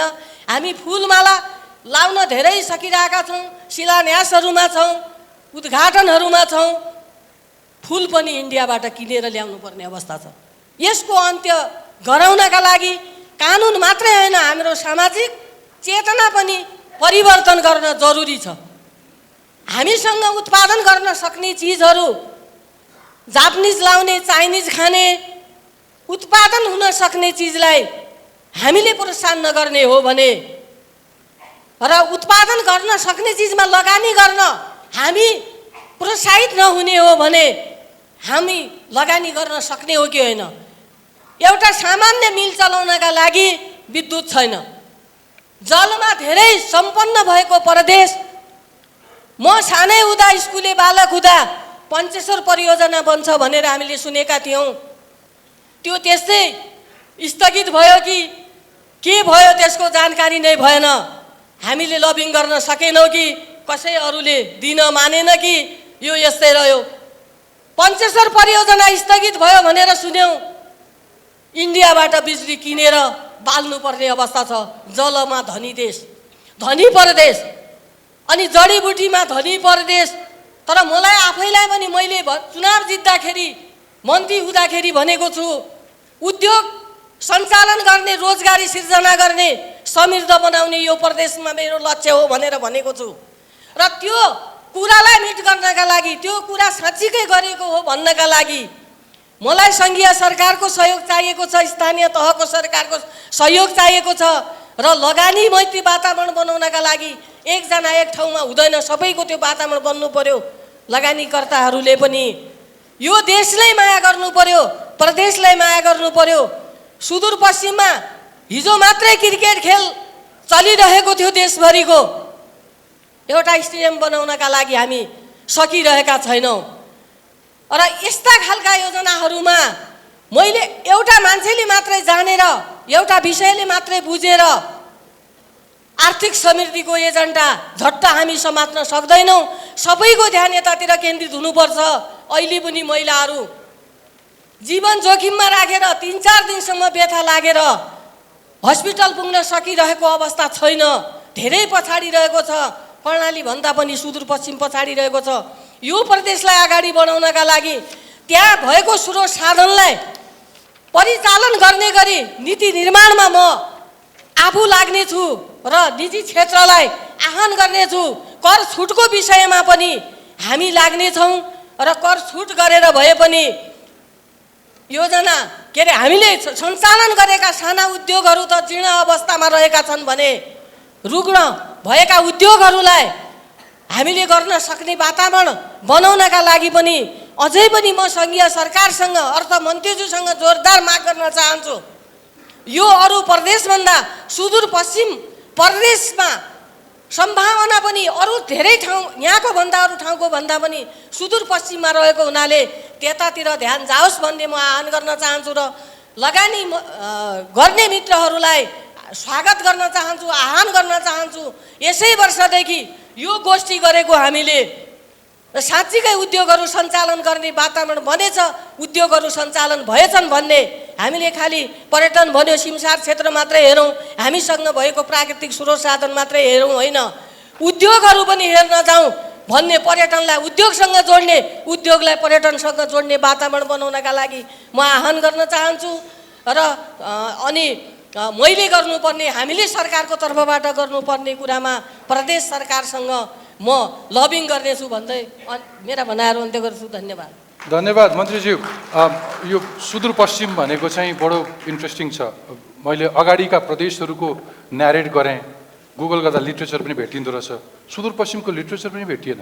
त्यो पछाडि पारिरहेपछि इन्ट्रेस्टिङ के छ भने उहाँले यो विश्वमा काहीँ नभएको भन्दै गर्दाखेरि यसलाई राजनीतिक रूपमा नबुझ्नु होला, तर विश्वमा काहीँ नभएको कृतिमा नै प्रधानमन्त्री त्यहीँबाट हुनुहुन्छ, पटक पटक प्रधानमन्त्री हुनुभएको छ, पञ्चायतको बेलामा पनि प्रधानमन्त्री हुनुभएको छ। मुलुकको सबभन्दा बढी नन स्टेट एक्टर्सहरू, एनजिओ र आइएनजिओजहरू सबभन्दा बढी यो प्रदेशमा छन्। यति धेरै हुँदै गर्दाखेरि बल्ल यो अवस्थामा आइपुगेको 7 प्रदेश कल्पना गर्नुहोस्। उद्योगी व्यापारीहरू भेटियो भने हाम्रो कुरा अर्थमन्त्रीज्यूले सुन्नुहुन्न, उहाँको सुनाउनुहुन्छ, पठाइदिनुहुन्छ, सरकारले यो कुरा सुन्दै सुनेन भन्ने एउटा गुनासो छ। मूलत आजको विषय के हो? आज चाहिँ यहाँ चारैजना प्रदेशका मन्त्रीज्यूहरूले राखिरहेको कुरामा एउटा साझा विषय के हो भने हामीसँग अथाह प्राकृतिक स्रोत छ, जैविक विविधता छ, हामीसँग भएका ती स्रोत साधन परिचालन गर्ने हामीसँग त्यो उत्साह, आँट, क्षमता पनि छ। हामीलाई त्यसको लागि अनुकूल वातावरण चाहियो, कानुनी वातावरण चाहियो, अधिकारहरू निक्षेपण हुनु पर्यो र हामीले निजी क्षेत्रसँग मिलेर काम गर्नलाई हात बढाउन तयार छौँ। त्यसको लागि आवश्यक सहयोग सङ्घले पनि गर्नु परोस्, यसमा त कुनै दुविधै छैन। यो हामीले गर्ने नै विषय भयो। यो भनिरहँदाखेरि मैले 2-3वटा कुराहरू राख्न चाहन्छु। हामीले हिजो संविधान निर्माण गर्दाखेरि मूलभूत प्राकृतिक स्रोतमाथिको अधिकार नेपाल सरकार, सङ्घीय सरकारलाई नै राखेका छौँ। चाहे त्यो जमिनको प्रयोग होस्, चाहे त्यो जङ्गलको प्रयोग होस्, चाहे त्यो नदीनालाको प्रयोग होस्, र चाहे त्यो खानीको प्रयोग होस्। खानी भनेर गिटी रोडा बालुवा बाहेक अरू खानीहरू, जुन तामा खानीको कुरा आयो, फलाम खानीको कुरा आयो, यस्तो खानीको विषय, यी अधिकारहरूलाई हामीले क्रमशः प्रदेश र स्थानीयमा लिएरै जानको लागि हामीले कानुनै निर्माण गरेर जानुपर्ने हुन्छ। त्यसमा हामी छलफल गरौँ, कुन अधिकारहरू कहाँ जाँदा ठिक हुन्छ भन्ने कुरामा हामी थप छलफल गरेर अघि बढ्न सक्छौँ। तर यो गरिरहँदाखेरि एउटा कुरो चाहिँ हामीले के बिर्सनु हुँदैन भने यी साधन स्रोतको परिचालन चाहिँ सरकारहरूले मात्रै गरेर यसको अधिकतम लाभ लिन सकिन्छ भन्ने कुरा चाहिँ होइन नि। सरकारले एउटा अनुकूल वातावरण बनाइदिने हो, कानुनी वातावरण बनाइदिने हो, नियामक वातावरण बनाइदिने हो, नियामक निकायहरू राखिदिने हो, अनुगमन गर्ने हो। तर विकास, लगानी, सञ्चालन गर्ने कामहरू निजी क्षेत्रको हो। निजी क्षेत्रले व्यावसायिक रूपमा गर्न सम्भव हुने, गर्ने इच्छा देखाएको क्षेत्रमा निजी क्षेत्रलाई फस्टाउने मौका दिनुपर्दछ। कहिलेकाहीँ हामी आफै गर्छौँ भन्ने दुस्साहस पनि पलाउन सक्छ। तर हाम्रा साधनका स्रोतका सीमाहरू छन्, त्यो सीमालाई हामीले कहिले पनि बिर्सिनु हुँदैन। राजस्व उठाउने अधिकारबाट कति राजस्व उठ्छ, हामीले ऋण परिचालन गरेर सरकारले गर्ने कार्य र निजी क्षेत्रले त्यही ऋण परिचालन गर्ने कार्यमा उत्पादकत्व र चाहिँ लागत प्रभावकारिता कसको बढी हुन्छ, यो कुरा पनि हामीले हेर्नुपर्छ। अनि लागत प्रभावकारिता जसकोमा बढी छ त्यसैले त्यो काम गर्ने हो, होइन भने हामीले अर्काको कार्यक्षेत्रलाई उत्साही गर्ने हो र हामी त्यहाँ अलिक बढी हस्तक्षेपकारी नहुने हो। त्यसो भयो भने हामीले हाम्रा साधन स्रोतलाई बचाएर राज्यले निजी क्षेत्र आउन नचाहने, नसक्ने क्षेत्रहरूमा लगानी गर्न सकिन्छ। यसतर्फ हाम्रो ध्यान जानुपर्छ। त्यसैले उद्योग व्यवसायको कुरा गर्दा धेरै हदसम्म हामीले निजी क्षेत्रकै भर पर्नुपर्दछ र त्यहीँ प्रोत्साहित गर्नुपर्छ। तर त्यसको लागि केही आधारभूत पूर्वाधारहरू अवश्य चाहिन्छन्। सडक चाहिन्छ, बिजुली उत्पादन गरेर मात्रै हुँदैन, प्रसारण र चाहिँ वितरण पनि गरिदिने व्यवस्था हुनुपर्दछ। औद्योगिक क्षेत्र निर्माण गरिदिनुपर्ने र जमिनको व्यवस्थापन गरिदिनुपर्ने बेला आइसक्यो। जमिन किनेर लगानी गर्नेले अब ठुलो लगानी गर्ने अवस्था कमजोर हुँदै गइसकेको हामीले बुझेका छौँ। त्यसै गरी अन्य कतिपय सुविधाहरू हामीले दिनै पर्ने हुन्छ। ती सुविधाहरू दिने क्रममा सङ्घ प्रदेश र स्थानीय तहले कसरी हामीले हाम्रो अधिकारहरूलाई प्रयोग गर्ने भन्ने विषयमा हामी थप छलफल गर्न सक्छौँ र त्यसरी हामी अघि बढ्नुपर्ने हुन्छ। एउटा विषय चाहिँ अलिकति कस्तो छ भने यो व्यक्तिगत पनि कुरा हो, म कहाँ छु भन्ने कुराले चाहिँ त्यो हेर्ने दृष्टिकोणलाई फरक पार्छ। सङ्घमा हुँदा र प्रदेशमा हुँदा दृष्टिकोण अलिकति फरक हुन्छ, किनभने त्यो सिचुएसनल विषय हो। सङ्घले प्रदेशलाई अधिकार दिएन भन्ने कुराहरू भइरहँदा प्रदेशबाट स्थानीय तहले अधिकार पाएनौँ भन्ने कुराहरू पनि त्यतिकै आउँछ। त्यसो हुनाले हामीले आफैलाई नै आत्मसमीक्षा चाहिँ गर्नुपर्छ, कहाँनिर अधिकार दिने लिने कुराहरूमा समस्या भएको। एउटा विषय चाहिँ यो मनोवैज्ञानिक विषय रहेछ। तल सबै अधिकार दिनुपर्छ तर मेरो अधिकार चाहिँ कुनै पनि कुण्ठित हुनु हुँदैन, घट्नु हुँदैन भन्ने मानसिकता मान्छेमा हुँदो रहेछ। ज्ञान चाहिँ बाँडेर बाँडिन्छ, अधिकार चाहिँ बाँडेर बाँडिँदैन। त्यो जान्छ दिएपछि जान्छ। ज्ञान बाँडे जस्तो अधिकार बाँड्न खोज्दाखेरि हामीमा समस्या आएको, यो विषय हामीले बुझ्नुपर्छ। यो संहिता कार्यान्वयनको यावत सन्दर्भको सन्दर्भमा मैले यो कुराहरू राख्न चाहेँ। अब म अर्को एउटा विषयमा प्रवेश गर्न चाहन्छु। यो औद्योगिक लगानीको वातावरण बनाउने र निजी क्षेत्रलाई विश्वासमा लिएर अघि बढ्ने कुरामा 3-4 कुराहरू महत्त्वपूर्ण हुन्छन् यसमा। पहिलो कुरा त उद्योगको लागि हामीले कानुन निर्माण गर्ने। निजी लगानीकर्तालाई पहिलो त लगानीको सुरक्षा हो। त्यो भनेको निजी लगानीको सुरक्षा भनेको सम्पत्तिमाथिको हक हो, लगानीको रकमको सुरक्षा हो, आफ्नो सम्पत्ति मुलुकभरि भोगचलन गर्ने र चाहिँ कर तिरेपछि आफूले मुनाफा स्वीकारयोग्य मुनाफा भन्छु म त्यसलाई, समाजले स्वीकार गर्ने मुनाफा आफूले परिचालन गर्न सक्ने सुविधा निजी क्षेत्रले पाउनु पर्दछ। त्यसको लागि हामीले अहिले सँगै सरकारले गरिराखेको कामहरू अलिकति म बताउँ, त्यसो हुँदाखेरि उहाँहरूलाई सजिलो पनि होला यो प्रक्रियालाई अघि बढाउन। पहिलो कुरा चाहिँ औद्योगिक व्यवसाय ऐनको कुरा। हिजो सङ्घीय संरचना अनुसारको औद्योगिक व्यवसाय ऐन थिएन, एउटा चाहिँ एकल केन्द्रीकृत शासन प्रणाली अन्तर्गतको औद्योगिक व्यवसाय ऐन बनेको थियो। 73 सालमा पनि लगभग त्यस्तै बन्यो। अहिले हामीले बनाइरहेको औद्योगिक व्यवसाय ऐनमा चाहिँ कस्ता संस्थाहरू उद्योगहरू सङ्घमा दर्ता हुन सक्छन्, कस्ता प्रदेशमा दर्ता हुन सक्छन्, कस्तो स्थानीय तहमा दर्ता हुन सक्छन् र प्रदेश र स्थानीय तहले पनि उद्योग व्यवसाय सञ्चालनमा कस्तो अधिकार प्राप्त गर्न सक्छन् भन्ने कुरा औद्योगिक व्यवसाय ऐनमा त्यहाँ छलफलमा अहिले हामीले ल्याएका छौँ। हामी प्रदेशसँग पनि यस विषयमा छलफल गर्छौँ र त्यो ऐन पारित भएपछि हाम्रा अधिकार क्षेत्रहरू कहीँ ओभरल्याप त हुन्छ तर पनि एकल अधिकारका क्षेत्रहरू हामी त्यहाँ तय गरेर जान सक्छौँ। यो औद्योगिक व्यवसाय ऐन र त्योसँग सम्बन्धित नियावली यसलाई हामी पास गरेर जाँदाखेरि अलिकति एउटा औद्योगिक वातावरण अघि बढाउनलाई सहज स्थिति बन्छ। त्यसपछि दोस्रो कुरा चाहिँ विदेशी लगानी र प्रविधि हस्तान्तरण ऐन, जुन ऐन चाहिँ अहिले छिटै संसदमा जाँदैछ। त्यसै गरी सार्वजनिक निजी साझेदारी र चाहिँ लगानी बोर्डलाई अझ बढी प्रभावकारी बनाउन गरिने तयार गरिएको ऐन पनि चाँडै नै हाम्रो संसदमा जाँदैछ।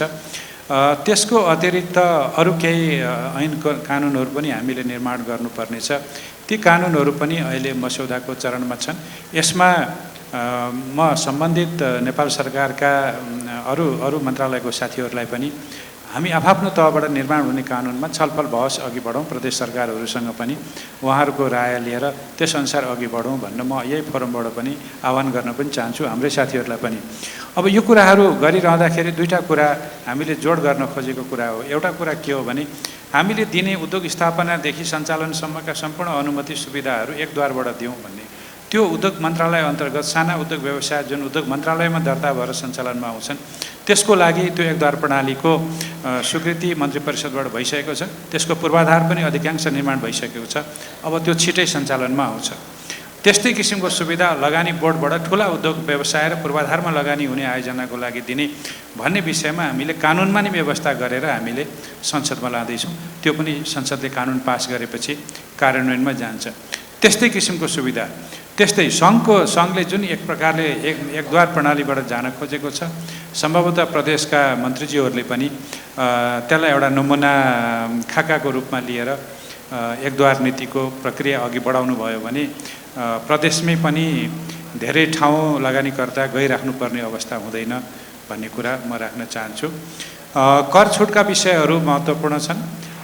कतिपय करहरू चाहिँ सङ्घीय सरकारले नै असुल गर्नुपर्ने संवैधानिक व्यवस्था छ। त्यसमा संस्थागत आयकर एउटा महत्त्वपूर्ण कुरो जुन चाहिँ कम्पनीहरूले तिर्नुपर्दछ, मूल्य अभिवृद्धि कर त्यो केन्द्रमै रहने विषय भयो।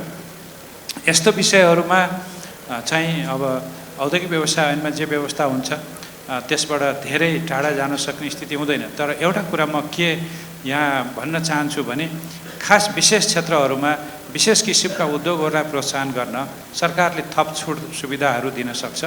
ती पुराना औद्योगिक व्यवसाय ऐनमा पनि ती थिए, ती कुरालाई अझ हामीले व्यवस्थित गरेर अलि बढी रोजगारी सृजना गर्ने, अलि दुर्गम ठाउँमा जाने, अलि हाम्रा प्राकृतिक साधन स्रोतको अधिकतम उपयोग गरेर बढी मूल्य वृद्धि गर्ने यस्ता व्यवसाय, यस्ता उद्योगहरूलाई र चाहिँ केही यस्ता सम्बन्धित स्टार्टअप बिजनेसहरूलाई पनि हामीले छुट दिन सक्छौँ भन्ने कुरा चाहिँ हामी कानुनमा नै व्यवस्था गरेर जान चाहन्छौँ।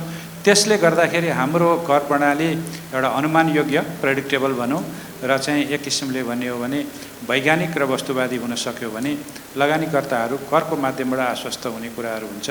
अहिले हामीसँग अब अरू धेरै समस्याहरू छैनन्। मैले हिजो एउटा कार्यक्रममा पनि भनेको थिएँ, हाम्रा श्रम सम्बन्धका समस्याहरू हल हुँदै गएका छन्, विद्युतका समस्याहरू हल हुँदै गएका छन्। त्यसै गरी केही ठुला पूर्वाधार आयोजनाहरूको लागि पुँजीको आवश्यकता पर्छ। ब्याङ्कहरूसँग दीर्घकालीन पुँजी परिचालन गर्ने क्षमता पनि बढ्दैछ। दीर्घकालीन ऋण उठाउनको लागि ऋणपत्र जारी गर्ने र मुद्दती निक्षेप लिएर अलि दीर्घकालीन लगानी गर्न सक्ने क्षमता पनि ब्याङ्कहरूमा विकास हुँदैछ। अब मात्रै के हो भने ब्याज दरलाई पनि अलिकति प्रेडिक्टेबल बनाउनु पर्ने भएको छ। त्यसै गरी विदेशबाट पुँजी ल्याएर लगानी गर्दाखेरि विनिमय दरको जोखिम व्यवस्थापन गर्नुपर्ने कुरा छ। त्यसमा हेजिङ सम्बन्धी नियावली ल्याइसकेको छ र विनिमय दरको जोखिम व्यवस्थापन गर्न सकिने अहिले व्यवस्था भएको छ। विदेशी विनिमयको कारोबारलाई सजिलो बनाउन विदेशी विनिमय ऐनको संशोधन एडभान्स्ड स्टेजमा पुगिसकेको छ। केही लगानीकर्ताहरू र खास गरी उद्यमीहरूले आफ्नो नवीनतम प्रयोग, आविष्कार अथवा अन्वेषणको सुरक्षा गर्न चाहँदा बौद्धिक सम्पत्तिको संरक्षण गर्नको लागि पुरानो बौद्धिक सम्पत्ति सम्बन्धी अधिकार सम्बन्धी ऐनलाई हामीले परिमार्जन गरेर बौद्धिक सम्पत्तिको सम्बन्धी ऐनलाई हामी परिमार्जन गरेर अघि बढ्दैछौँ। कम्पनी दर्ता गर्ने प्रक्रियालाई सरलीकृत गर्दैछौँ र यी सबै कुरा गर्दाखेरि केही मात्रामा आन्तरिक उत्पादन गर्ने उद्योगहरूलाई पनि संरक्षण गर्नुपर्छ भनेर हामीले भन्सारका दरहरू, मूल्य वृद्धि भन्सारका दर लगायत काउन्टर भेलिङ ड्युटीहरू, समीकारक महसुल भनौँ त्यसलाई, र अन्य कतिपय करका दरहरूलाई पनि हामीले समायोजन गर्दै अथवा व्यवस्थित गर्दै लगाएका छौँ। केही हदसम्म आन्तरिक उद्योगहरूलाई संरक्षण दिने नीति हामीले लिनुपर्दछ। हामी प्रतिस्पर्धामा अघि जानुपर्दछ, तर सधैँको लागि हामी आरक्षण त गर्दैनौँ, सुरक्षा त गर्दैनौँ। तर एउटा कालखण्डसम्म हाम्रा उद्योगहरू प्रतिस्पर्धी हुनु पनि पर्छ। त्यो हुन्जेलसम्म केही समय हामीले संरक्षण पनि दिनुपर्छ भनेर हामी लागिराखेकै छौँ। अब यो सबै गरिरहँदाखेरि मेरो पनि समय सिद्धिन लाग्यो र मैले के कुराहरू राख्न चाहन्छु भने प्रदेश, सङ्घ प्रदेश र स्थानीय तहको भूमिका भनेको परिपूरकको, समपूरकको र साझेदारी सहकारीकै हो। यो भूमिकामा प्रदेश समृद्ध भए, सबै 7वटा प्रदेश समृद्ध भए त नेपाल समृद्ध भइगयो। सङ्घीय सरकारले त नियम कानुन मात्रै बनाएर बसे भयो। त्यसले म सन्तुष्ट र एक किसिमले उत्साही पनि भएको छु। प्रदेशमा यति धेरै पहल भइरहेको छ, यति धेरै कामहरू अघि बढिरहेको छ, सरकारले के गरेन भन्ने कुराहरू आइरहेको छ। अन्त्यमा मेरो बारेमा एउटा टिप्पणी गर्नुभयो।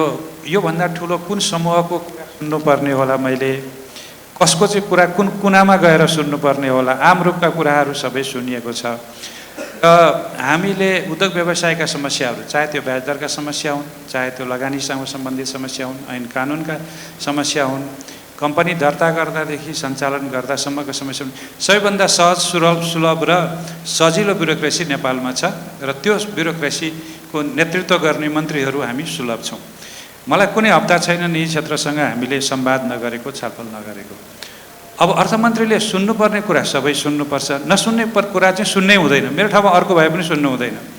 भ्याट फिर्ता गर्ने चलन हटायो, त्यसलाई फेरि फिर्तै गराइदेऊ, सुन्नै हुँदैन। अलिकति कर तिर्न ढिलो भयो, छलिएछ, ल न माफी पाऊँ, त्यो सुन्नै हुँदैन। अलिकति भन्सार खुकुलो पारिदिनु पर्यो, त्यो सुन्नै हुँदैन। ब्याङ्कको ऋण ल्याएको थिएँ, तिर्न सकिनँ, मलाई त गाह्रो भयो, सुन्नै हुँदैन। मैले पैसा ल्याएको थिएँ, उद्योग व्यवसाय केही छैन, खर्च गर्न पाऊँ, सुन्नै हुँदैन। सरकारले सुन्नु नहुने विषय सुन्नु हुँदैन। यो बेलामा पनि ताली बजाइदिनुस् न तपाईँ। कान खोलेर सुन्नुपर्छ, त्यसको लागि हामी तयार छौँ।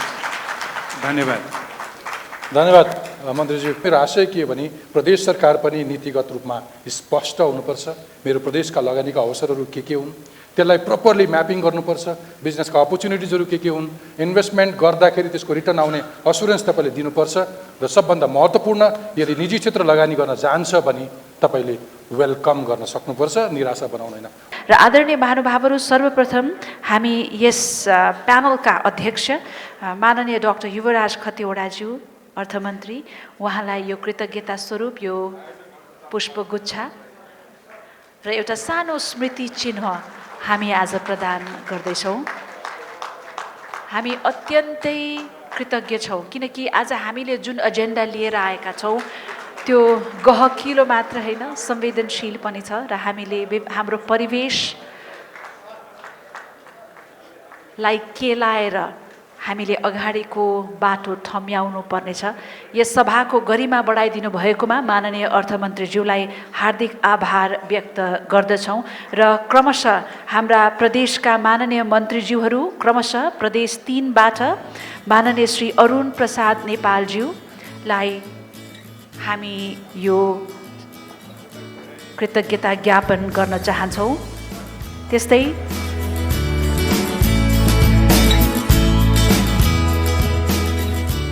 माननीय अरुण प्रसाद नेपालज्यू प्रदेश 3बाट, त्यस्तै गण्डकी प्रोभिन्सका उद्योग मन्त्री माननीय श्री विकास लम्सालज्यू,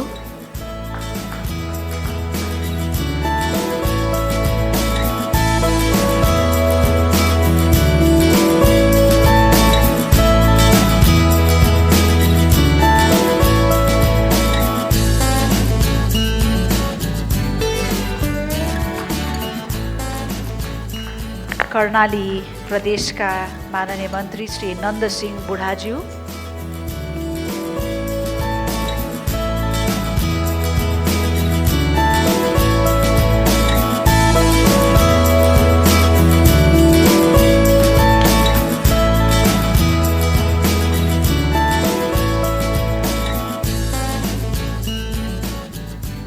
सुदूरपश्चिम प्रदेशबाट माननीय मन्त्री श्री माया भट्टज्यू,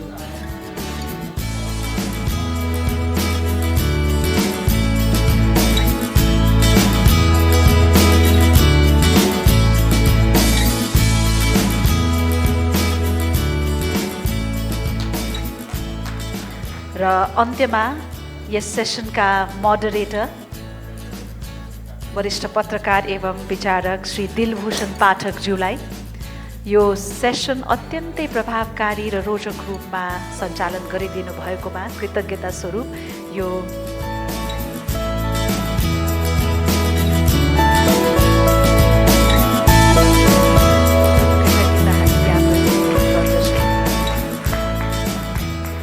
एकपटक आदरणीय महानुभावहरू, हाम्रो यो विशिष्ट प्यानलको लागि जोरदार तालीका साथ धन्यवाद ज्ञापन गरौँ। लगानी अभिवृद्धि र रोजगार सृजना अहिले सरकारको प्राथमिकताको पनि केन्द्रमा पर्दछन्। हिजो मात्रै हामीले सरकारले प्रधानमन्त्री रोजगार कार्यक्रम उद्घाटन गरेको छ, हिजोदेखि सुरु भएको छ र रोजगारी सृजना अहिलेको टटकारो आवश्यकता अवश्य पनि छ र यस यात्रातर्फ हामी लाग्दा हाम्रो परिवेश, हाम्रो क्षमता, सिपहरू थम्याएर केलाएर एक आपसमा कसरी समन्वय गरिकन हामी अगाडि बढ्न सक्छौँ भन्ने हेतु हामीले सम्पूर्ण 7वटा प्रदेशका माननीय मन्त्रीज्यूहरूलाई र केन्द्रमा अर्थमन्त्रीज्यूलाई यहाँ सम्मिलित गराएर यो छलफल हामीले तपाईहरू सामु प्रस्तुत गर्यौँ।